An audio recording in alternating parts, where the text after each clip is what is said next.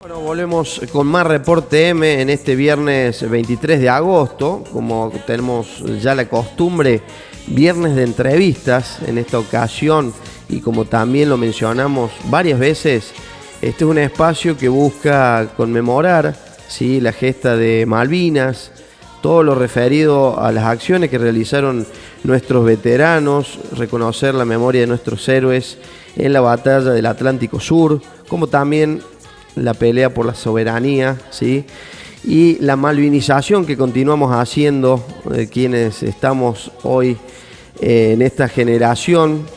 Y por supuesto, bueno, recordar algunos hechos. Por ello hoy vamos a tener en nuestro programa el placer de entrevistarlo a un hijo de Almafuerte, alguien que nos ha representado muy bien en una de nuestras Fuerzas Armadas, ¿sí?, precisamente la Fuerza Aérea Argentina.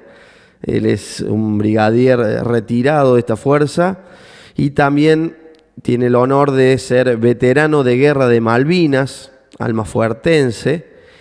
Me estoy refiriendo al señor Carlos Matiac. Buenas noches, bienvenido Carlos, ¿cómo estás? Buenas noches, Marcos. Un especial saludo para toda tu audiencia de mi querido Almafuerte. Bueno, un gusto estar en contacto con ustedes y más sobre el tema que nos convoca. Bueno, Carlos, el placer es nuestro, así que vamos a tratar de aprovechar estos minutos de tu gentileza, de que nos vayas comentando algunas cosas que nosotros queremos ir sabiendo de vos. Como por ejemplo, cómo fueron tus orígenes aquí en Almafuerte y cómo nació esta vocación por la vida militar y elegir finalmente la Fuerza Aérea. Bueno, mirá, creo que todo es una sola pregunta, porque en mi familia no existen antecedentes de militares. Y es más, bueno, yo estudié en Almafuerte, me recibí de perito mercantil en la escuela, en el antiguo liceo, pero cuando estaba en cuarto año, un compañero mío, Ricardo Tejerina de Almafuerte, entró a la escuela de aviación y me invitó a la entrega de uniformes que se hacía en Córdoba y concurrí y vine maravillado, tal vez por hoy uno dice por una tontera, No, pero es un evento pero muy emotivo, ¿eh? de ver la formación, cómo desfilaban los cadetes, los aviones, toda la ceremonia en sí, que era impecable, y vine muy entusiasmado, y le dije a mi papá yo que quería entrar. En ese momento se podía entrar con cuarto año, y mi papá me dijo, terminé el secundario y después hablamos. Así que terminé el secundario, y me había preparado para entrar en la Universidad de Córdoba, para seguir contador público, y también fui y rendí en la escuela de aviación.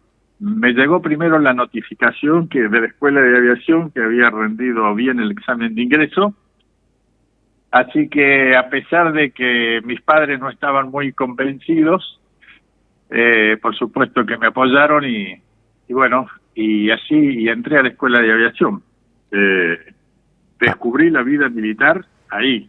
No Gracias tenía... a este no, acto de entrega de uniformes, todo lo que significa la emotividad, ver los aviones, bueno, todo esto que sin duda a quienes nos gusta la aviación realmente es impactante y bueno, caló hondo en vos y eso también ayudó a definir tu futuro y tu carrera, ¿no?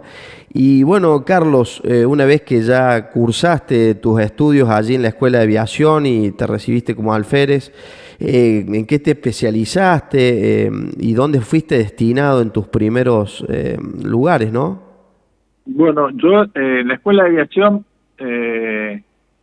por una serie de circunstancias que no vienen al caso, que fueron ajenas a mí, no pude ser piloto, junto con muchos compañeros. El lema era somos muchos, así que por alguna selección un poco arbitraria no pude ser piloto, pero me entusiasmaban mucho toda la parte de electrónica, las comunicaciones militares, que no es hablar por radio nada más, sino es la parte operativa de poder llevar los aviones a un campo de combate, poderlos guiar, señalar blancos, transferir órdenes a los aviones sin que sean interceptadas por el enemigo, y bueno, es algo muy técnico, pero me dediqué a comunicaciones y tuve la suerte de que durante toda mi carrera me mantuve en la especialidad. Bien. Cuando egresé fui a hacer el curso de comunicaciones aeronáuticas en el Instituto Universitario de la Fuerza Aérea, que está ahí en Córdoba, pegado a la Escuela de Aviación. Y mi primer destino fue la región aérea noreste, que está ubicada en Resistencia. En el Chaco. En el Chaco. Después de ahí me fui a Paraná, y en Paraná está el Grupo 1 de Comunicaciones Escuela, que es realmente las comunicaciones, la única unidad de comunicaciones operativa que tenía la Fuerza Aérea en ese momento, donde está todo previsto para trabajar en el campo, en caso de campaña. La experiencia previa mía anterior fue en el año 78, cuando casi tuvimos el conflicto con Chile, que también ahí tuve que desplegar al sur, y ahí tomamos conciencia de muchas cosas que creíamos que estaban bien y no estaban tan bien, y por suerte con buenos jefes tomamos nota de todo lo que nos faltaba para poder operar como se espera que sea una fuerza aérea, y el 82 nos sorprendió, pero bien preparados. Bien, o sea que ustedes llegaron a la guerra en condiciones relativamente buenas con respecto al equipamiento y el entrenamiento en cuanto a las comunicaciones de la Fuerza Aérea. Sí, no te puedo decir que después de la experiencia del 78, donde creo que la nota tendría que haber sido un aplazo, nos llegamos a Malvinas con equipamiento de última generación, la cresta de la ola en ese momento, y por eso también los que son que les gusta este tema y que lo siguen podrán escuchar en algunos YouTube lo que dice el enemigo, que las únicas comunicaciones de las fuerzas que no pudieron interceptar fueron las de la Fuerza Aérea.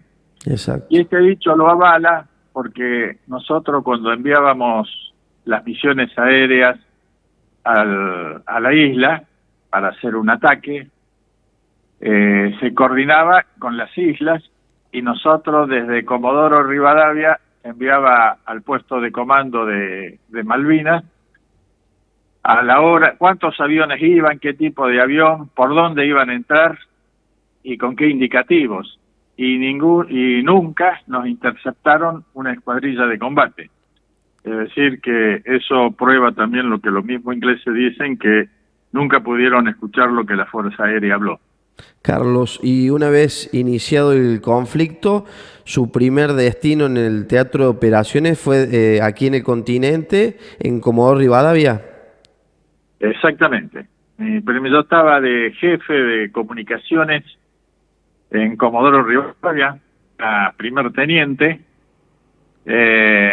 Me tocó, bueno, en esa época fue muy complejo, porque si los que tienen mi edad se acordarán que no existían casi teléfonos, que era imposible tener un teléfono, y hablando ya del sur, era mucho más complicado que en el norte, y tuvimos que tirar líneas punto a punto con la vieja Entel, desde Comodoro Rivadavia a cada una de las bases del sur, a cada una de las unidades de tiempo de paz de la Fuerza Aérea, porque había que coordinar reemplazos de pilotos, repuestos de las aeronaves, y con cada una de las dependencias del edificio Cóndor por el apoyo logístico. Todo eso lo tuvimos que hacer muy rápidamente. En un principio empezamos de un modo por radio, por HF, y después fuimos pasando todo a cable, que era lo más seguro para no ser interceptado. Desde ahí manejábamos todo el apoyo a Malvinas y, y también le decíamos los reemplazos al principio de la gente, digo al principio porque a partir del 1 de mayo no hubo más reemplazos, se Claro, mandaba más gente si hacía falta, pero no había un relevo porque tampoco teníamos mucha gente especializada en eso. claro. Eh, Carlos, Así que, bueno, y, así que mi primer periodo de la guerra fue estar en Comodoro Rivadavia organizando las comunicaciones para toda la Fuerza Aérea. bien, y en función de que yo entiendo fue un poco el impulso que tenía cada soldado, cada oficial, cada suboficial de estar en ese lugar y querer ir a combatir o querer estar en las propias islas. ¿Cómo logró usted llegar a Malvinas después de estar ahí en Comodoro Rivadavia? ¿Fue algo fácil o tuvo sus circunstancias? No, fue mi cruce a Malvinas fue bastante complicado. Cuando yo ya crucé eh, a fines de mayo, Sí, habían derribado ya un C-130, que es en lo que yo iba a cruzar, y un Learjet, que también es un avión de observación que hacía entretenimiento, sí, diversión para molestar nada más a los ingleses, pero ya el puente aéreo estaba muy complicado. Yo pude entrar recién en el quinto intento, y cuando habla de cada intento, hay que pensar que eran 4 horas de ida y 4 horas de vuelta. toda una odisea. Toda una odisea. Salíamos desde Río Grande y después algún vuelo salí desde Gallegos, desde Río Gallegos. Y te digo que uno tenía miedo, pero no pánico, ¿no? Claro, Porque estábamos convencidos que teníamos que ir. En el caso mío particular, eh, el comandante de la Fuerza Aérea, el brigadier Crespo, cuando yo tenía que cruzar, no me dejaba cruzar. Pero yo le había prometido a un compañero mío que estaba en Malvinas, que estaba a cargo de la gente de comunicaciones de Malvinas, somos compañeros de promoción, que cuando naciera su hijo yo lo iba a ir a relevar. bien, un Y el compromiso ahí. brigadier Crespo me decía, Matías, ya no tiene sentido que cruce, ya no tiene sentido, así que usted sabe cómo está la cosa, así que no insista, que no va a cruzar más gente. Y bueno, y como el brigadier Crespo venía siempre a hablar con el personal de la isla desde el puesto de comunicaciones que teníamos ahí en el Estado Mayor, teníamos confianza, tomábamos mate, pasábamos mucho tiempo juntos. Por ahí le manifesté mi disconformidad con su orden, porque yo le había prometido a mi compañero que lo iba a relevar y bueno, no podía cumplir mi palabra. Y no me quedaba conforme con decir de que el comandante no me dejaba cruzar. Así que me dijo con otras palabras, pero más o menos me dijo, mirá, sos tonto, vos sabés cómo está la cosa, pero si querés cruzar, cruzá. Y bueno, a partir de ahí me presenté para que me anotaran en los cruces, y después del tercer intento, que nos corrieron en el primer intento, eso es algo que tengo patente, porque volábamos la primera hora y media, volábamos a altura normal para no consumir tanto combustible y después íbamos rasante. Por ser oficial me llevaban en la cabina y íbamos con anteojos de visión nocturna, tratando pues todo apagado, tratando por si se veía algo. Y cuando llegamos a Puerto Argentino, estábamos a 15 minutos, 20 minutos de aterrizar. Yo tengo patente, eso pues fue el mayor susto que me pegué, que levantó un poco la altura del avión y podía ver a mi izquierda las luces de Puerto Argentino, y la pista no tenía luces, tenía un tambor de 200 litros con fuego en cada una de las cabeceras, así que la idea era que hay que alinear los dos tambores y Para al medio marcar estaba la la pista. pista.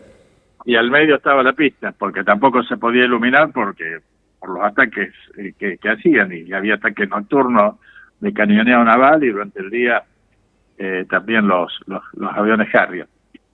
Pero de golpe, sin saber por qué, porque yo no escuchaba las comunicaciones de los pilotos que estaban con auriculares, se enroscó como cayéndose para el suelo el avión, y era que el radar de Malvinas había avisado que habían disparado que tenían el trazo de un misil, y bueno, no sé si nos pasó cerca o no era para nosotros, pero la cuestión de que nos pegamos al suelo, al agua, y volvimos hasta Río Grande. Después, en otras oportunidades, cuando nos estábamos acercando, había aviones sobrevolando cerca de Puerto Argentino, así que también nos hacían volver, después helicópteros, y así. La cuestión que en el tercer vuelo, cuando en el tercer vuelo volvimos hasta Comodoro Rivadavia porque iban a cambiar de avión. Me saqué mi anillo de casado y de casamiento y se lo dejé a mi jefe, y me dice, "Usted está entregado". Y dice, mire, yo sé cómo está la cosa, pero si algo nos pasa, que le quede algo a mi señora, Claro. ¿no? Y bueno, la cuestión que en el quinto intento pudimos entramos con una alarma roja, había aviones, pero el piloto, por la información que tenía el radar, creyó que era posible aterrizar sin mayores problemas, y bueno, aterrizamos. Carlos, y Eh, con toda esta odisea, toda esta perseverancia, llegaron finalmente a las islas, al aeropuerto allí a- de Puerto sí, Argentino. de Y Puerto Argentino. una vez que usted Te baja del digo que, Hércules, ¿cuál fue la primera impresión que tomó ahí en el territorio, estando ya en tierra? mira, te digo, vos decís, ¿a qué te aferrás? Porque cuando sabés que la muerte está cerca, se te pueden cruzar muchas cosas en la cabeza, y creo que todos los que íbamos ahí en el avión teníamos un rosario en la mano, de esos rosarios que enviaba la gente, Sí, eso de plástico que todavía lo tengo, que parecían calecitas, ¿no? Pero era lo que te daba fuerza. Cuando aterrizamos en Puerto Argentino, nos tuvimos que bajar porque el avión iba a tirar, cuando va carreteando, apenas aterriza, pone los motores en reversa, minora la velocidad, y se va tirando la carga a la pista. claro. Y atrás hay gente que está ahí, que estaba en Malvinas, que va recogiendo, porque el avión llegaba a la otra cabecera, daba la vuelta, terminaba de cargar lo que había. Y En salía. esta oportunidad había muchos heridos, y salía disparado de nuevo de regreso. Estábamos con alerta roja, era una oscuridad que no sabías dónde estaba, no se veía nada, así que los pocos que íbamos en el avión ahí, nos sentamos al lado de la pista, decir, ¿qué vamos a hacer? Estamos acá, no sabíamos para dónde ir, no se veía nada. Después que pasó la alerta, se empezó a ver un poco de movimiento de gente. Yo te juro que no veía nada, pero alguien me tocó y me dice, jefe, venga que yo lo llevo. Y era alguien que me conocía, ¿no? Pero que me encontró, no sé cómo, porque yo no veía nada, te juro.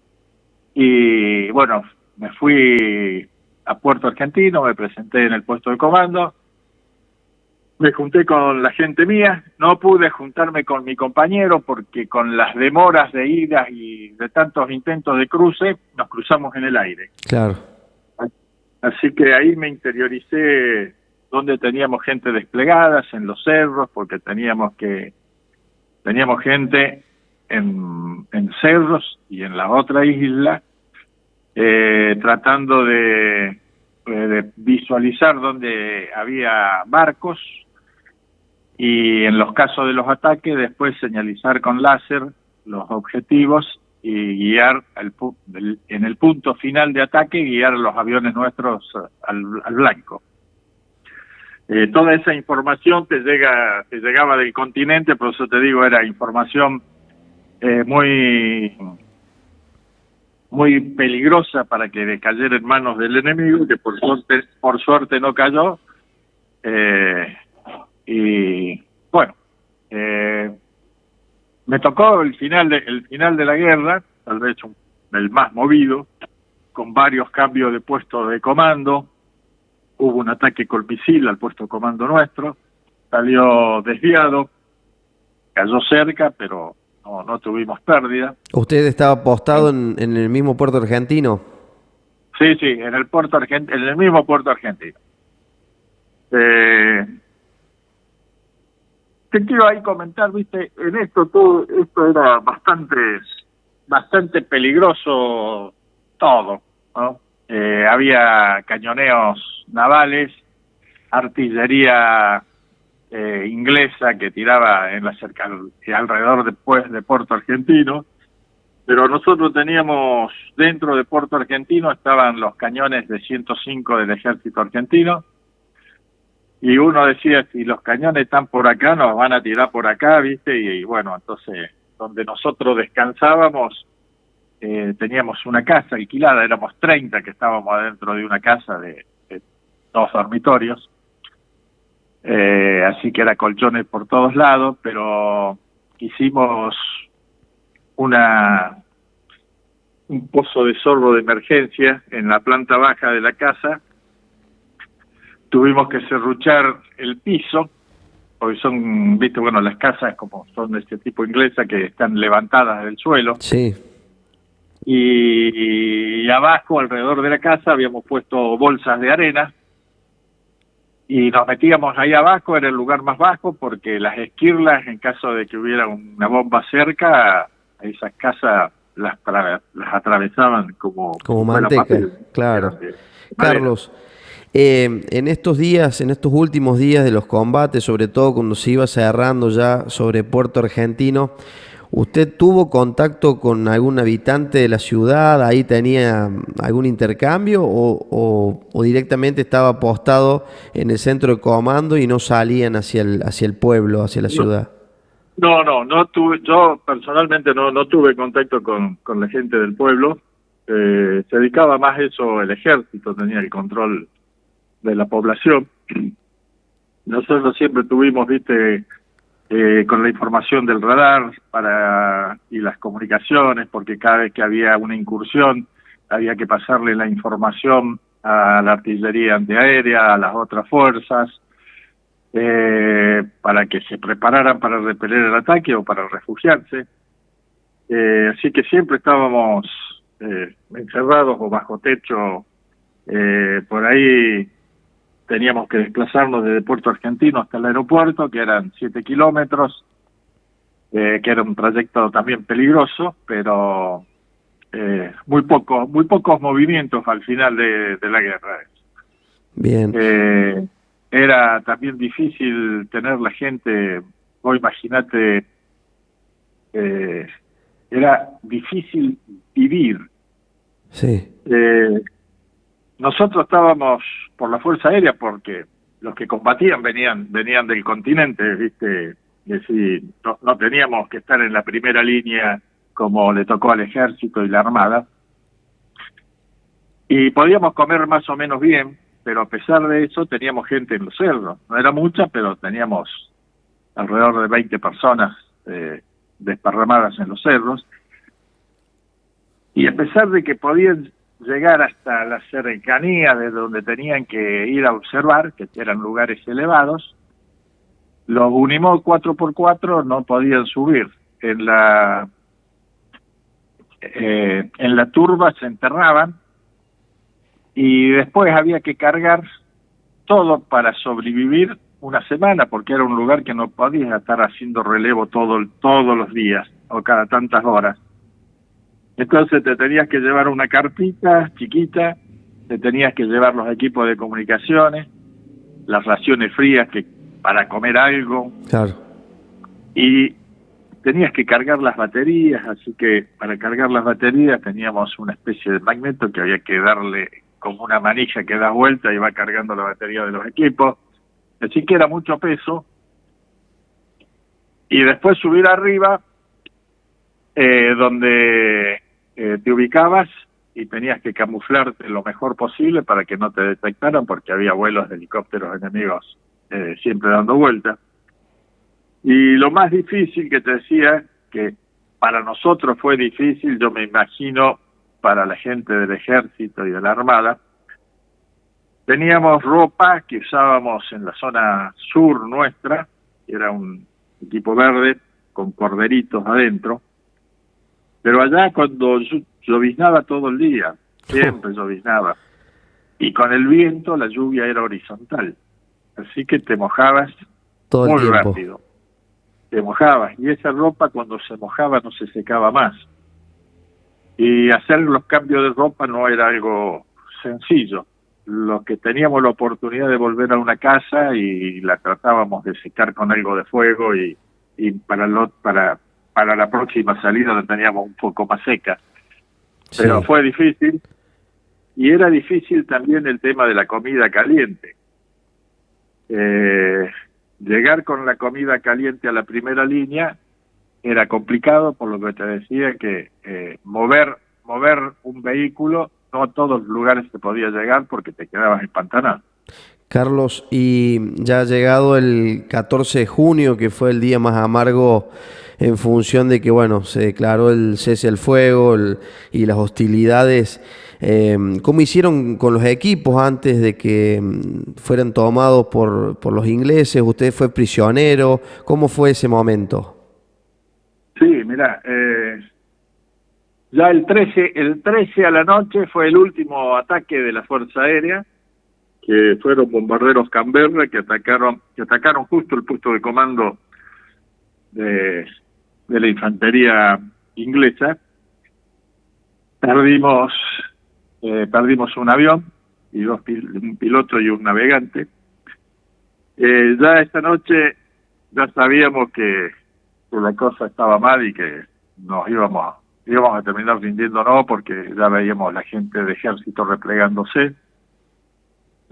Así que internamente ahí ya sabíamos, así que tratamos de recuperar toda la gente que pudimos. No pudimos traer a todos de los cerros porque no era fácil el repliegue, y el 14 a la mañana temprano tuvimos la información ya oficial de que nos íbamos a rendir, así que yo hice juntar todos nuestros equipos, le sacábamos las tapas y armamos una fogata. Es una de las pocas fotos que tengo de Malvinas, que los quemamos. Había unos amplificadores que le decíamos la piedra, que era imposible abrirlos y romperlos, así que a esos los llevamos y los tiramos al mar.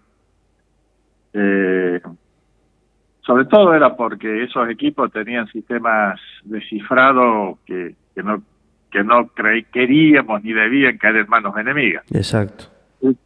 Lo único que nos quedó fueron un equipo de radio aficionado que lo mantuvimos oculto, y con eso, dando prisioneros después,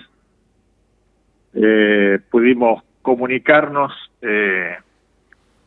con radioaficionados y con gente amiga acá en el continente, por lo menos para que supiera nuestra familia que estábamos vivos, Estaban porque bien. nos fuimos en abril y no había teléfono, ¿viste? Esto, la familia sabía muy poco, Claro. o Carlos, nada. ¿y en qué buque le tocó volver al continente después? Yo volví en el Almirante Irizar, tuve la suerte de volver en barco argentino, en el Rompehielo, donde fue uno de los últimos embarques que salimos. Tuve la suerte de que no me llevaran a Darwin, así que salí dentro de las primeras tandas, el último embarque de la primera tanda de evacuación de prisioneros. El Almirante Ibiza podía cargar más o menos aceptable 1.500 personas, y el comandante del Irizar no quiso dejar a ninguno y cargó 2.500. Yo te aseguro que eran sentada la gente uno al lado del otro con los pies tirados y no podías ni caminar. Así que tuvimos ahí un día arriba del barco en condiciones bastante apretadas, nos trataron muy bien, teníamos la ropa sucia, era imposible bañarse, no podías tomar casi agua, viste, así que bañarte era un imposible. Y nos convirtieron en lo que nosotros decíamos los fantasmitas, porque para sacarnos esa ropa, porque después ya nosotros tomábamos conciencia del olor que teníamos. La tiraron y nos dieron calzoncillos blancos largos y remeras y camisetas blancas manga larga. Y andábamos en media blanca, a calzoncillo largo y camiseta también blanco, y éramos los fantasmitas del barco. Y bueno, ahí nos dieron de comer bien, tomamos, fue una alegría estar vivos y estar de regreso. En mi caso, pude volver con los 30 que fueron, no perdimos ningún hombre, así que eso era un alivio muy grande de no tener muertos. Si bien por estar en comunicaciones sufrimos mucho, éramos los primeros en enterarnos cuando alguien era derribado, y como recibíamos la información de quiénes venían, en qué venían, y uno sabía quién habían derribado ahí, y éramos todos de la misma edad, ¿viste? Sí. Familias, un momento hijos. difícil. Así que realmente era un golpe terrible cada vez que te enterabas del derribo de un compañero. Bien, Carlos, y finalmente una vez que ya llegó al continente y después seguramente todas las entrevistas de rigor que tuvo, finalmente pudo encontrarse con su familia y toda la tranquilidad de haber pasado ese momento de semejante estrés. Sí. Realmente volvés raro, ¿no? Yo creo que todo el que está en una guerra no vuelve igual, no vuelve indemne o no sale indemne de una guerra. Uno cree o muchos creíamos que estábamos indemnes, que no nos había pasado nada, que no nos había afectado, que habíamos superado el dolor de las pérdidas de vidas humanas, pero después de mucho tiempo me di cuenta, porque entre veteranos hablábamos de muchas cosas que vivieron. Pero durante 37 años en mi casa no sabían qué hice en Malvinas, ni qué viví, ni qué sentí, ni nada. No existía la guerra en mi casa. Y alguien así como vos me entrevistó, una señora malvinera, que me sacó todo. Y mi familia, tanto mis hermanos allá en Almafuerte y Córdoba, y mi familia acá en Buenos Aires, ahí se enteraron bastante de lo que había vivido yo en Malvinas y de lo que había padecido, ¿no? Claro. Y hay que destacar que esta guerra también tiene sus héroes anónimos, que son las esposas. Que tuvieron que esperar, claro. Nosotros fuimos un 2 de abril y estaba la guerra y nos empezamos a ir. Y se quedaron con los chicos, con que tener que sobrevivir, que hacer las compras, que si se enfermaba alguien, y bueno, pero en el caso nuestro tenemos algo que llamamos siempre la familia aeronáutica y todos se ayudan. Sí. Y a las señoras que tenían los maridos desplegados, la Fuerza Aérea le hacía llegar los sueldos a la casa. Si había alguna enfermedad o algo importante, los apoyaban. Pero no teníamos la posibilidad de comunicarnos, ¿viste? Porque no había teléfonos donde estábamos, y en el edificio nuestro había un solo teléfono donde las mujeres hacían guardia en la planta baja del edificio, y por si llamaba algún marido y llamar a la señora que estaban llamando. Claro, o pasar el mensaje si no estaba. Y después también la parte triste de la señora era que no parara un vehículo oficial frente al edificio o frente a las casas. Claro, para no recibir una noticia. Era la noticia que nadie quería recibir, ¿viste? Exacto. Entonces, ellos también vivieron la guerra, sufrieron mucho, también les queda su secuela. Y a los que volvieron indemnes, o que creíamos que volvieron indemnes, hay gente que volvió muy mal, y hay que repetirlo porque aún sigue habiendo una deuda por parte del Estado con muchos veteranos. Tenemos casi tantos muertos suicidados después de la guerra como que los que murieron en combate. Porque, viste, tenían actitudes raras o quedaron afectados y bueno, son los loquitos, se hacen loquitos para pasarla bien y bueno, y terminaban suicidándose. Tenemos muchos suicidados, demasiado. Así es, lamentablemente, Carlos. Bueno, Carlos, mire, yo desde mi humilde lugar y como malvinero de corazón, quiero darle las gracias por lo que usted pudo hacer en ese momento en la guerra junto a sus colegas, a sus camaradas. Y yo siempre tengo un compromiso de tratar de malvinizar a los jóvenes, a estas nuevas generaciones que conozcan, que amen a nuestras islas para que sigamos adelante de manera pacífica y en algún momento poder recuperarlas por la vía diplomática, y destacar la tarea que ustedes han hecho es fundamental.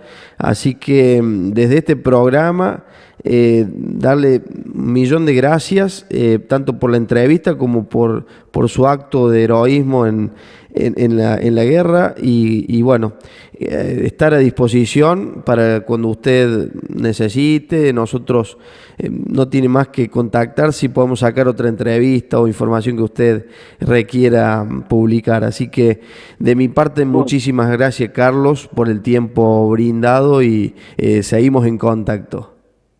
Ok, Marcos, muchas gracias por esto. Antes de irme, yo quiero hacer público el agradecimiento especial a 2 veteranos de ahí de Almafuerte, porque yo aparecí como veterano en Almafuerte porque me rescataron Daniel Vélez y Sergio Garelo. Sí, los conozco.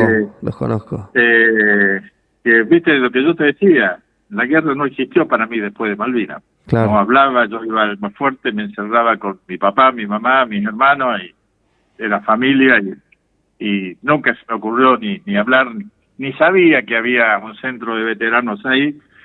Y bueno, ellos me buscaron, me incorporaron, y realmente me siento muy feliz de haberme encontrado con estos hermanos de la guerra, y sobre todo porque mantienen esta llama de Malvinas ahí en nuestra ciudad. Así es. A veces hay que andar peleando contra el mundo, pero siempre tratan de que esto no se apague. Y hablar de esto de Malvinas, viste, es no solamente por nosotros. Los héroes son los que quedaron custodiando las islas. Nosotros tenemos que mantener, los veteranos, esta llama viva en honor y en reconocimiento a los que dieron la vida, que no nos olvidemos. Así es. Porque hay un dicho que dice que es muy cierto: el soldado no muere en el campo de batalla, muere cuando su pueblo lo olvida. Y ese es el compromiso, que no se olvide de esas 649 personas que dieron la vida por la patria. Así que por eso tenemos que mantener viva esta llama. Bueno, eso es todo. Es un gusto haber compartido esto. Si hablamos otra vez seguramente me saldrán otras cosas, porque esto no tiene preparación previa. Viste, vos cerrás los ojos y contás la película que se te viene en ese momento de lo que has vivido, y así sale, ¿no? Así que seguramente quedan muchísimas cosas y muchas historias y anécdotas por contar. Bueno, Carlos, muchísimas gracias. Seguramente volveremos en otro momento con más historias de Malvinas. Así pasaba Carlos Matiac por Reporte M a las 20:52 y seguimos con...